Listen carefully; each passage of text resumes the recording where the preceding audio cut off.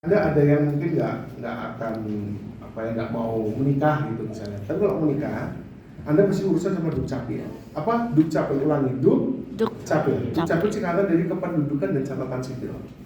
Jadi kalau Anda menikah Anda harus ke dukcapil. Oh, bukan hanya menikah nih. Misalnya mau ganti nama harus ke dukcapil. Nah, apalagi mau ganti tanggal lahir bisa Pak? Setahu saya nggak bisa. Tapi kalau mau ganti nama bisa, ya. Anda punya anak harus kemana Mas? Dukcapil. Nah, jadi nanti yang ditaruh di cloud Amerika itu data penduduk toh. Data kita namanya siapa, bapak ibu kita, anak kita, pasangan kita. Jadi cuma data penduduk. Tapi yang ditaruh di China data apa? Commerce. Data commerce apa sih? Bedanya data commerce sama commerce apa Mas? Data pesanan. Data commerce paket dengan data kayak paket. Data commerce sama data penduduk bedanya apa? Data commerce adalah tentang data Anda melakukan transaksi. Gojek kan? Data commerce. Jadi yang di Amerika cuma dapat data penduduk doang. Kalau yang di China dikasih juga data commerce-nya. Beda kan? Luar biasa kan? Hebat ya? Hebat. Nah, jadi teman-teman, ini saatnya Anda tinggalkan cita-cita Anda jadi software engineer, masuklah jadi cloud engineer. Cloud, semua pakai cloud dari ini. Mau pasang AI, loh, terakhir sebelum saya pindah, saya udah cerita belum nih? Sebelum saya pindah ke Semarang, dari BINUS Bandung, proyek saya selain Kementerian Luar Negeri, itu proyek di sebuah bank daerah, tapi rasanya swasta, rasanya nasional, saya nggak usah sebut nama banknya. Di situ kita proyek AI. Jadi proyek AI-nya gini, ini untuk inspirasi kalian juga ya. Jadi proyek AI-nya gini. Proyek AI-nya itu bukan untuk customer banknya, tapi untuk pegawai bank. Contoh, sakit, mengurus cuti sakit. Kalau kamu beneran kerja, itu ribet loh. Selalu hubungin HR.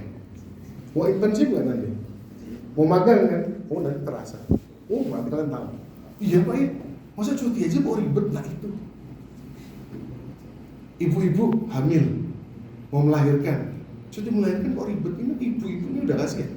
Kalian tahu nggak sekarang bapak jadi cuti melahirkan juga? Oh, kan untuk Pak Vinci yang gendut, bukan?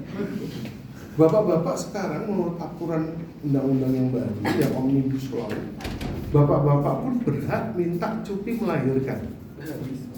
Jadi istrinya yang mau melahirkan itu dapat cuti 3 bulan misalnya dari tempat kerja istrinya. Nah, bapak-bapak ngasih bukti, istriku baru melahirkan, aku dapat cuti kalau nggak salah 2 minggu. Jadi suami itu bisa juga mengajukan cuti melahirkan. Nah, pertanyaannya, prosedur SOP-nya gimana? Susah Mas. Harus tanya HRD atau buka dokumen Google Drive. Bahkan mohon maaf, di BINUS juga demikian. Susah. SOP harus nanya orang. Kadang-kadang kita malu, gitu. Harusnya by system. Yang by system cuma absen by system. Wah, dibuat ribet. Mahasiswa harus ke sana ke sini untuk mengubah absen. Tapi giliran cuti apa-apa ribet di sini. Nah, yang bank ini dia bilang gini, BINUS bangunin kami sistem. BINUS itu belum punya nih. Saya siapkan semua konsepnya, saya project manajernya. Tahu nggak yang kita bangun apa? Pakai AI yang open source. Waktu itu masih zamannya Gemat ya. Sekarang kan yang open source paling bagus apa ya? Ada open OSS, ada OSS ya. Nah, dulu tuh Gemat yang open source AI. Gemat, terus semua dokumen SOP kita taruh ke Gemat. Itu training 1 bulan. Ya, training 1 bulan. Jadi sekarang bank itu kalau diterapin, saya nggak tahu diterapin atau enggak ya, karena kita udah selesai, kita balik. Mereka cuma pengen sampai prototype. Jadi sekarang kalau mau cuti tinggal nanya. Jadi kayak ChatGPT internal perusahaan, ngerti nggak? Saya mau cuti nonton bola ke Old Trafford misalnya ya. Gimana prosedurnya? Nanti dia jawabannya kayak ChatGPT. Oh halo Pak, gitu. Oh Bapak mau cuti ya ke luar negeri ya? Ini Pak prosedurnya. Langsung, misalnya kalau dia harus isi form, langsung keluar di situ. Formnya download di link ini, langsung diajukan ke email ini. Iya itu. Saya bilang. Itu. Harusnya BINUS terapin itu. Saya sama ada orang Jakarta Pusat, kita mau buat project inisiatif kan. Jadi BINUS itu setiap tahun ada project inovasi inisiatif. Tapi kita nggak jadi maju. karena ternyata syaratnya banyak yang kurang. Kita mau ngajuin itu ngorel. Sekarang saya tanya, mau ubah absen kadang-kadang bingung nggak? Saya tanya, bener nggak? Bahkan sakit mau bingung nggak? Harusnya ada chatbot dong, bener nggak? Chatbot tanya, saya lupa di absen oleh dosen saya kuliah ini, apa yang harus saya lakukan berikutnya? Nanti keluar, oh langsung ngajuin ini kesini, beres. Nggak ke Pak Vince lagi, Pak ini gimana Pak ya? Loh, kenapa harus ke saya? Karena dosen nggak punya pengaruh administrasi. Kita nggak punya kuasa administrasi teman-teman. Nggak ada, dosen itu nggak punya kuasa apapun selain berikan Anda nilai. Kita nggak bisa mengubah ini, nggak bisa pindahin kelas. Kan kadang-kadang ada mahasiswa yang kontak, Pak bisa nggak Pak ya kelasnya saya pindahin kelas yang ini Pak? Jangan formatnya Pak Vince tapi formatnya Pak Rizky misalnya. Nggak ada masalah. Yang jadi masalah, kenapa nanya ke dosen nggak punya kuasa administrasi untuk itu. Nah harusnya kemana Pak? Nah waktu Anda tanya gitu saya juga nggak tahu. Coba kamu tanya ke LSC. Makanya jawabannya selalu saya juga nggak tahu. Kalau LSC atau ke student center harusnya ada chatbot kan gitu. Bener nggak Mas? Bayar mahal nggak di kampus ini? Masa nggak bisa siapin chatbot? Segala SOP untuk mahasiswa ada. SOP misalnya apa? Nama kamu salah kurang S. Harusnya revas, cuma revas. Ada S-nya harusnya salah ini dari kemarin. Masa harus LSC lagi. Harusnya chatbot selesai. Tinggal bawa nanti dibilang bawa akte kelahiran ke ruangan ini beres. Kenapa nggak bisa? Karena nggak mau teman-teman. Makanya kalian lulus dari sini. Berarti ini pertemuan terakhir kalian semester depan mobility ya? Bawa ide-ide inovasi. Harus jadi bagian dari perubahan positif. Karena kalian terlanjur lahir di Indonesia. Kecuali syukur-syukur kalian bisa nikah dengan orang asing jadi warga negara asing, puji Tuhan. Tapi kalau kalian nggak berubah ke warga negaraan, tetap Indonesia yang mohon maaf ya emang sangat buruk dan kacau ini akan terus mengikuti kalian, akan jadi awan hitam. Ya, negara kita tuh kacau banget. Ya, kasus Teradron udah tahu belum? Kasus Teradron. Kenapa dia dibakar? Itu kan dibakar teman-teman. Karena Teradron itu yang punya data pemetaan hutan di Sumatera. Itu dibakar gara-gara, tapi untungnya ternyata orang-orang yang membakar itu jahat ya. Itu pasti nanti saya percaya akan ada karma Tuhan untuk itu yang meninggal dari 20 orang. Nah, jadi kenapa itu dibakar? Karena mereka punya data real pemantauan drone di Sumatera. Betapa hancurnya lahan itu. Nah, bodohnya yang bakar dalam tanda kutip, kan sekarang itu apa-apa disimpan di server. Ya, Teradron itu ternyata punya backup di entah cloud Google atau AWS. Jadi sekalipun gedungnya terbakar, banyak komputer yang mati juga yang terbakar, tapi datanya bisa dikirim ke Kompas. Makanya kalau Anda cari sekarang Kompas, peta drone Sumatera sudah ada. Ya, itu fakta keburukan 5 tahun belakangan ini, gitu ya. Dan Anda akan tahu di situ ternyata hutan Sumatera betul-betul sudah gundul. Jadi peta yang sekarang kita lihat di atlas itu bohong. Anda cari sekarang Kompas, peta drone Sumatera. Jadi itu kesalahannya ya. Untungnya orang-orang yang berbuat jahat ini orang-orang yang level pendidikannya nggak sepinter kalian. Belum ngerti cloud mereka.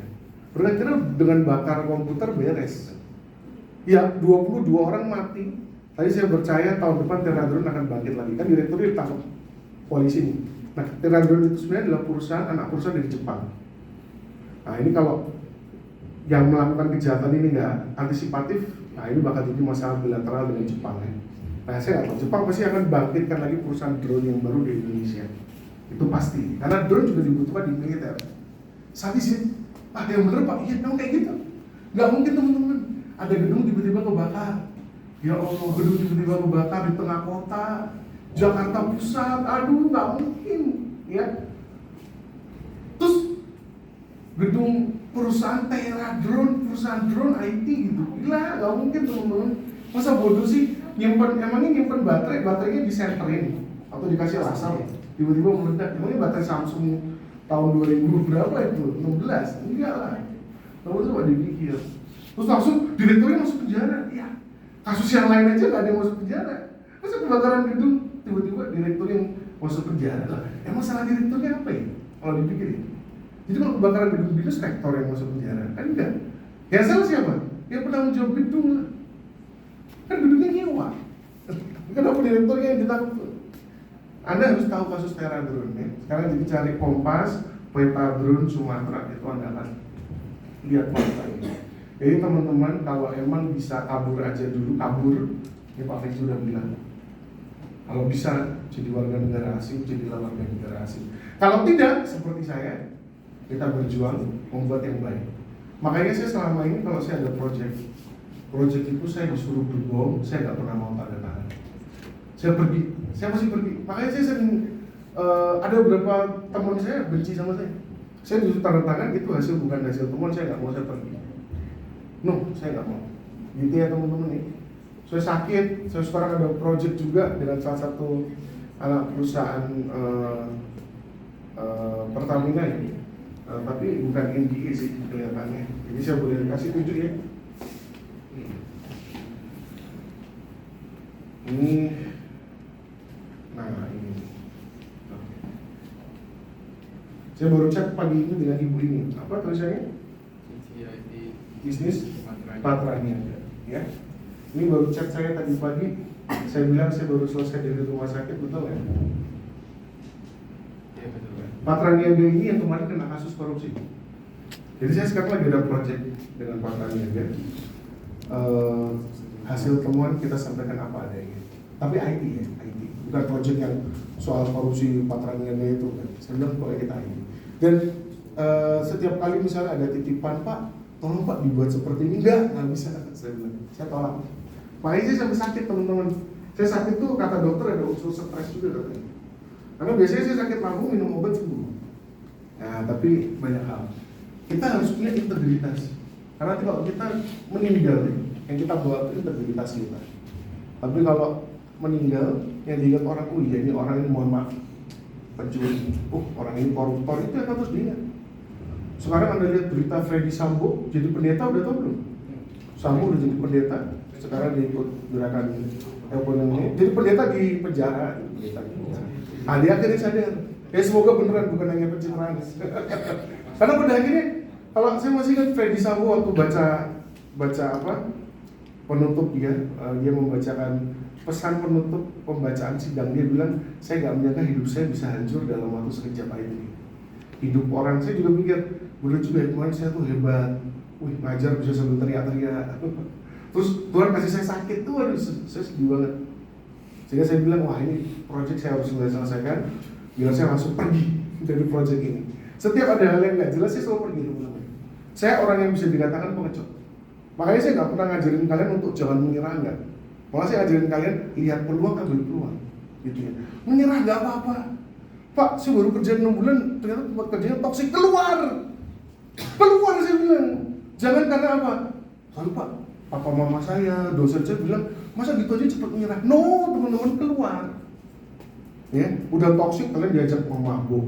Oh, ini benar kisah mahasiswa Bandung. Ini benar ya? Mahasiswa alumni nge-share ke saya. Dia diajak mabuk. Kalau dugem masih gak ada masalah, mungkin mabuknya beneran mabuk beneran.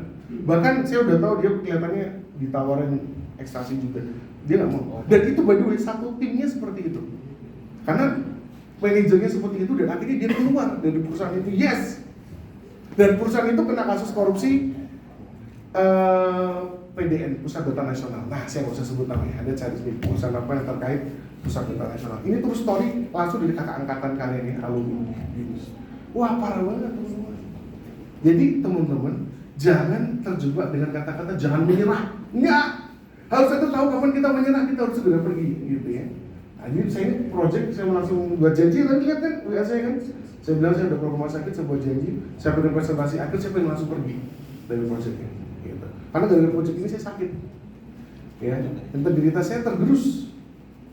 Jadi teman-teman, tapi kalau Pak, bagaimana Pak? Kalau saya melihat ini peluang besar, saya jual integritas saya sedikit, nggak apa-apa Pak. Itu kembali ke Anda masing-masing, ya. Apa yang berharga bagi Anda semua, gitu ya. Itu aja dari saya rasa saya lebih banyak ngasih wejangan. Hidup tidak berakhir di BINUS, ya. Jangan anggap BINUS itu ideal. Belajar yang luas, mobility. Ada yang mobility ke Jakarta katanya. Bagus, Anda akan belajar Ya, ada angkatan yang mobility di Jakarta, Anda akan belajar real kompetisi ya di computer science.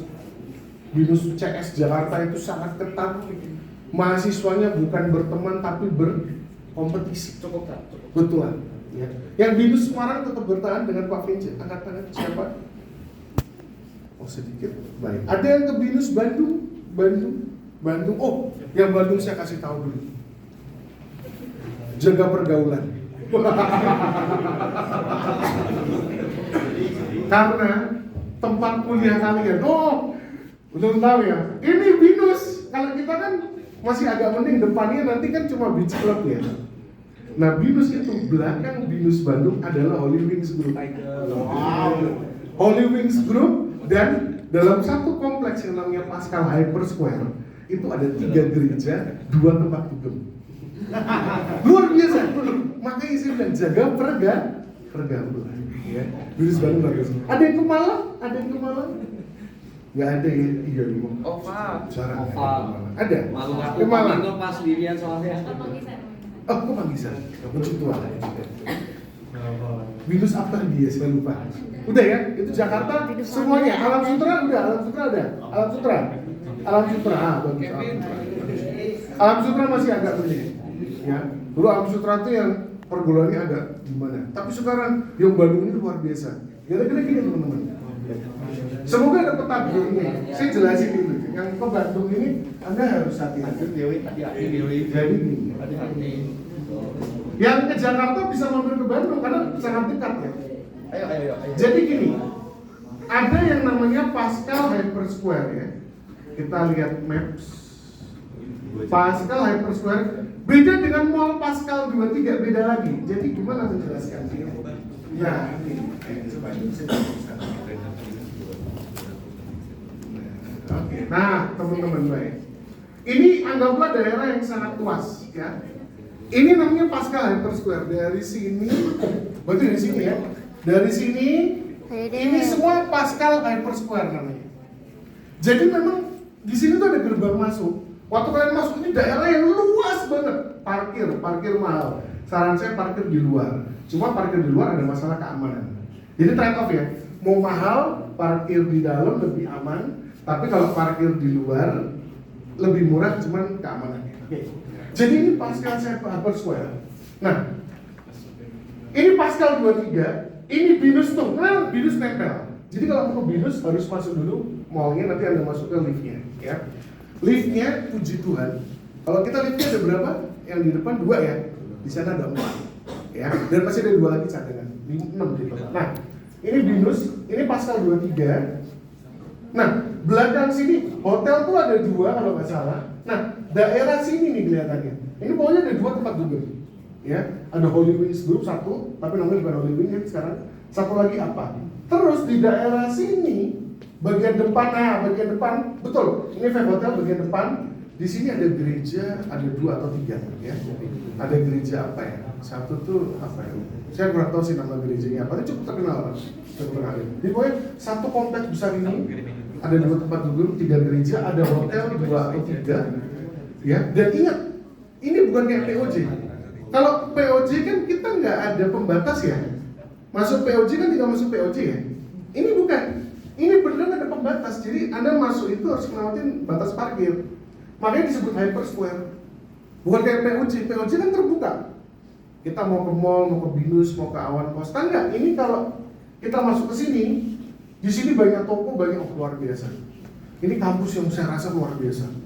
Luar biasa banget. 12 lantai. Ya, luar biasa banget. Bandung. Saya dulu berat hati mau meninggalkan Bandung. Tapi karena alasan keluarga ya, saya akhirnya meninggalkan ke Semarang. Wah, ini luar biasa. Nah, Pascal 23 juga bagus, teman-teman. Tapi kalian pasti jarang makan di Pascal 23. Nanti keluar ini banyak area makan juga ada banyak kok. Jadi jangan takut, Pak, nanti boros gak Pak di Bandung Pak, karena kan nempel banget sama mall. Enggak. Gak usah takut, gak usah makan di dalam. Di luar sini banyak yang terjangkau ya. Banyak yang terjangkau. Jadi ada masih daerah Pascal Hyper Square. Tentu saja kalau Anda mau keluar ke Jalan Kebonjati, di sini yang lebih murah lagi. Cuma berarti Anda keluar dari wilayah Pascal, Anda nyebrang, baru di sini ada kayak apa ya? kayak bangsa OTI gitu, tau OTI ya? Nah, kayak OTI gitu, kelas OTI itu di sini. Ya. Kalau setelah sini mungkin masih kelas-kelas kayak pore-pore gitu lah, ya harganya. Gitu ya. Nah makanan mungkin 20-25an ya. Jadi harus persiapan. Ini Pascal, ini Binus Bandung, ya. Tapi seru kok. Ya kalau ada yang ke Jakarta, main-mainlah ke Binus Bandung, ya. Ayo, Seru banget. Kecuali mungkin yang Alam Sutra, kalau Alam Sutra mungkin lebih bagus lagi ya kampusnya. One of the best, ya. Alam Sutra itu salah satu yang paling bagus kampusnya. Oke, jadi yang bertahan di Semarang tinggal sedikit ya. Gak apa-apa, ketemu Pak Pence nanti ya. Oke, saya rasa sudah. Saya ingatkan sekali lagi, UAS itu boleh bawa notes, ya. Tidak bolak-balik ya, 1A4. Materinya semua yang sudah dikumpulkan dan gelap, ya, gelap komputer. Udah itu aja saya rasa. Ada pertanyaan? Tidak ada? Selamat pagi. Manfaatkan waktu untuk kerjakan AOL, ya. Anda boleh break, boleh kemana, ya. Siapkan juga tugas-tugas AOL lainnya, ya. Mohon maaf jika banyak salah. Tuhan berkati, sehat-sehat.